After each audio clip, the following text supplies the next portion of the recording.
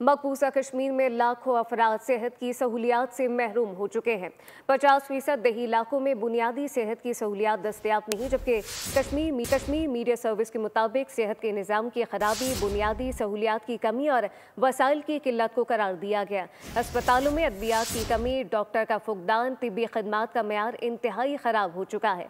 जम्मू कश्मीर में 97% health services सरकारी इदारों पर इन्हिसार करती हैं। 97% कश्मीरी सेहत इंश्योरेंस से महरूम है, जबकि कश्मीर मीडिया सर्विस के मुताबिक 800 से ज़ायद देहात में एम्बुलेंस दस्तयाब नहीं।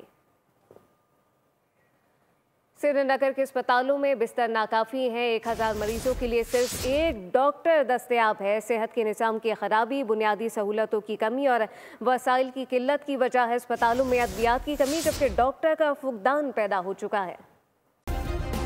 सब्सक्राइब करें और बेल दबाएं ताकि कोई खबर रह न जाए।